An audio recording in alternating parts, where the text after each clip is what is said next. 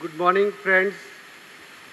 Thank you very much for taking time and effort to join us for this very important event today for the launch of this report on breastfeeding and infant young child feeding policy and programs, which is the fourth such report. We have been doing it since 2004 and 5. Every 3 years, BPNI, in partnership with several other partners within the government and other experts in civil society and public health movement, have been doing this year after year. I'll share with you about this whole initiative which has resulted in this report, World Breastfeeding Trends Initiative, about its global experience, how it has impacted in several countries across the world, and how we did the fourth assessment in India. The objective of the WBTI, as it stands, when we designed it in 2004 and 5, is to provide critical information to governments which is needed to bridge the gaps on infant young child feeding policy and practice. That is a critical part of it. And to provide the IPFAN groups, that is us, to advocate for greater effort for investment into the policy and programs on optimal feeding practices, and to contribute finally to improved development outcomes in children, reducing undernutrition, child morbidity and mortality, and improve women's health. So that's the overall objective. That's what this program leads to. It is based on the global strategy. That's what we measure the tool. Against this global tool, we measure the inputs globally in each country. WHO in 2002 gave this tool to the world to measure infant and young child feeding.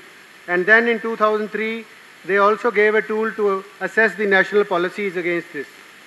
Based on this tool, IPFAN adapted the tool into a measurable tool, how to assess the policies and programs at the country level, and we went worldwide and put it into several areas of the world in different languages and named it World Breastfeeding Trends Initiative. Why we call trends? That we designed a program which could be put it after 3 years, that every country would do its policy analysis and call upon the governments to change. What is done under the assessment is a 3-step process. First, we identify who will do the work. A core group is formed in the country which does the analysis based on the secondary data available. Then the second stage is we put it into a web-based software which is globally available that everybody can have access to. Then we do a color rating and a ranking. Then we do the documentation and the report cards, which is used for advocacy at the country level to call for action. That's what we are doing today. This is step 3 for advocacy. So what is the ABCD of WBTI is that it generates action. It brings people together. That's what I'll share with you what we did each time, and every time we do assessment, we bring people together. It builds consensus. That's an inbuilt program within the WBTI. Then it demonstrates, actually, within the software on the web, it shows how it can graphically demonstrate the progress. We will not enter into this today, but you can go to the web to see how it demonstrates that. And then E part is effectiveness. Then once it brings changes, so then if you see the part on your right side in the goal, that assess, it's like a AAA approach designed by the UN, UNICEF earlier, that assessment and then gap identification leads to action, policy changes, and that changes into practice, and that's a cycle which repeats itself. That's a report card from Ecuador based on WBTI. In this, Ecuador scored 66, is rated in a yellow color. What WBTI does, it is a quantitative measure of 15 indicators, a part of WBTI. Every indicator has a multiple question. Each indicator has a score of multiple points. Each indicator has maximum of 10 points. So maximum range of score is 0 to 150. Every country is scored on an objective indicator. That's based on, and based on that, the WBTI guidelines score each country and gives a color coding, which is a guideline for each country. And you can quickly see the color codes for each of the indicator on Ecuador. That's a report card of Afghanistan. If you see, now scores 99 in 2012. And in 2006, when we went to Afghanistan, first time we launched this report card, in Afghanistan scored 30 out of 150. They were in red at that time. And that the WBTI exercises actually resulted, Afghanistan put breastfeeding on a high priority, and they really resulted in changes, a lot of changes in their policy and programs, and now they are scoring very high, even crossed 100 now. Then we would put that a lot of countries did the assessment, then we released this report during a world conference. 51 country report was released. Then a paper was published in a peer-reviewed journal, the status of policy and programs, or when 40 countries had published this in this peer-reviewed journal, Health Policy and Planning. As of now, WBTI is launched as a program. It has been launched in 106 countries. If you see, overall 552 partners have been involved in these 106 countries, and many of these countries, an average of 10 partners were involved in conducting this assessment, and many of these places governments were part of this assessment process. These are, if you can see the map, dark areas and the light areas, where in 57 countries they have completed the assessment and published their report cards and the reports. In all parts of the 5 continents, if you see, this WBTI has already been launched, and they are showing results. I'll show in a while how this has impacted on the policies and programs in these parts of the world. We were first started from South Asia in 2004 and 5, where many countries have done the 3rd and 4th assessment. As in India, we are now presenting 4th assessment to you. Now, I'll just quickly share with you the impact of WBTI's work. For example, in Afghanistan, when we went first time, there was no data on breastfeeding. They put together a team to generate data on breastfeeding. They started training on breastfeeding. International code became a regulation in Afghanistan after WBTI was launched and advocacy was done on this. Bhutan, there was no indicator on breastfeeding available. They put together a national nutrition survey in which IYC indicator was introduced. Bhutan was in red at that time. They developed a national strategy on and policy on IYCF after that. India increased maternity leave. More is being discussed. You will share today. Probably a person will come today to share what is happening. You have heard news about more is happening on the maternity leave front. Financial benefits on maternity we have heard about it. Maldives. Data on infant young child feeding have been collected which never existed earlier. Nepal. A national nutrition policy and a strategy in Nepal has been developed. A government of Nepal, with support from various NGOs, has developed carrying out training on breastfeeding and IYCF. Pakistan government has notified breastfeeding law and developed a curriculum manual on IYCF training. Costa Rica had developed a new breastfeeding policy with clear institutional guidelines. Standards on human milk banking have been established. Dominican Republic, a comprehensive policy on infant feeding and emergency has been republished. A national breastfeeding committee has started functioning.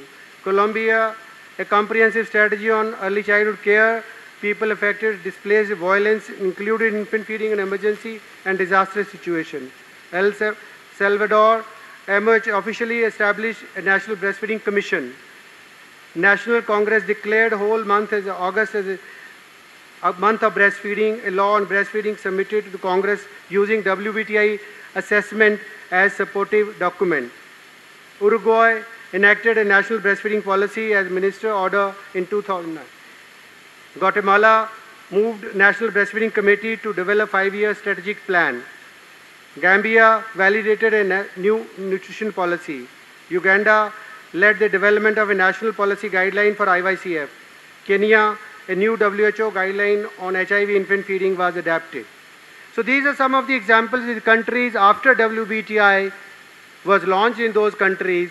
They took action based on the lobbying and advocacy of this.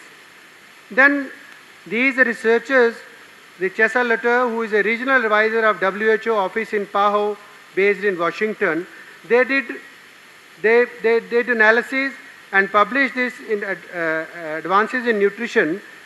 What is the value of WBTI tool in terms of, they did a study whether the global strategy, investing in global strategy is useful or not, and whether WBTI tool as a measuring tool is effective or not. So they found the study demonstrates implementation of global strategy as measured by WBTI is significantly associated with trends increasing in exclusive breastfeeding. And they strengthened by case studies. The study shows that this association is measurable and possibly causal. So they found that annual change in exclusive breastfeeding rate by adjusted WBTI score, they found that it is actually, if the WBTI score goes up, exclusive breastfeeding scores can go up. That's what they found in this.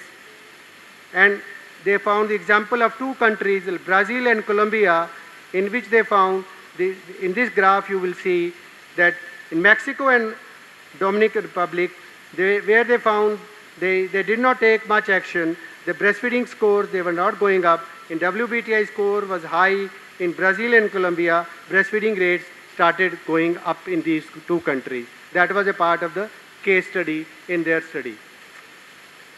Now WBTI has been recognized by WHO in their global initiative for nutrition action. Sorry for these small, this is a part of the website of GINA.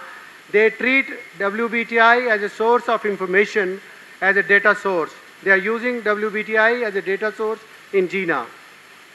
WHO published an implementation report on the code of marketing of breast milk substitutes, in which you will see that WBTI, here you will see, has been used as a source of information in this report. So WHO is using WBTI as a source of information, as a credible source now. Now New Zealand government used WBTI, if you see this as a bottom source of information, for development of a national strategic plan for action on breastfeeding 2008 to 2012. They used WBTI as a tool for their use. Further, we found that during the development of WBTI, we found that indicator 1, we found that country after country found that they are not able to implement WBTI action plans because they lack the budgets. And then we were supported by the World Bank in past 2.5 years. World Bank supported us for 25-month project in 4 countries, and this led to the development of another tool called WBCI, the World Breastfeeding Costing Initiative, which led to the development of a simple tool, costing tool, which can help plan and develop action plans as well as budgets for the countries. which is freely available, downloadable from our website, which this tool is very helpful, and this can be downloadable from our website. Now coming to the fourth assessment. This assessment we started, I'll very quickly show, these are the 6 organizations which joined. Public Health Resource Net is the primary organization which we partnered BPNI in this, and BPNI along with NIPSID, Doctors for You, Lady Hardinge Medical College, Working Group for Children Under 6, Alliance for Early Childhood Development. These are the 4 organizations which joined us in this particular 4th assessment. First assessment we did with All India Institute in 2005. Second assessment we did with PHRN in 2008. Third assessment in 2012 we did in partnership with NIPSID. This 4th assessment, this is what we are doing with all these 6 partners, primarily with NIPSID. Now, during the assessment process, in 17th March we met at NIPSID and we decided who will do what. We decided that this is based on the expertise within these organizations, the government organization, and the expertise in public health and the child health, and we divided the indicators on policy, which Vandana will share in my next presentation, and we divided the indicators so that each group will constitute and come back on the 24th of April with the secondary data available and interviews held outside. Each group will have their own subgroup meetings and study the data available outside and the websites or any other information available on those indicators and answer the questions of the WBTI questionnaire. On 24th April, we had a day-long meeting again in NIPSID, and we shared the information available on each indicator and discussed at length on the indicators and shared that what could be the possible questionnaire answered and what could be the possible scoring these questionnaires could get, and we started verifying the data and the validation of that data as well as the scores, and discussed that in a day-long meeting and discussed how we could now share with a larger group which met on 5th September. Now more than 40 people joined on this meeting, which we call as a consensus building meeting. On 5th of September, the 40 people joined this meeting in which we shared the draft report, findings of which we decided on the 24th April meeting, and shared the findings of the report now. Now there are a lot of comments we received on 5th of June, and we then got back home and also discussed anything new which we got back from that group. We again discussed what we got new from the group, and also meanwhile new data was released, which RSO Rapid Survey Children data was also incorporated into the 5th June. So the scores also changed based on that data, particularly the indicators which were like exclusive breastfeeding or early initiation of breastfeeding. The scores also got changed. So today's report will reveal to you the change from the 5th June, which we had agreed on the 5th June. So there was a little change which all of you who were present on 5th June will see that there is a little change which we agreed on 5th June. So largely we achieved a consensus on the policies and programs which we shared, but the changes which we have seen on the 5th June based on, I think the only one major change which has gone is RSOC data, which we have incorporated from 5th June onwards, will be shown today, and we have incorporated in the final report. So that will be shared today with you all. So with this, I'll like to thank you with the sharing of my grandsons. The elder one is 3.5 now. The younger one is going to be 1 on 5th of September. Both are happily breastfed. Thank you so much for patient listening. Thanks a lot.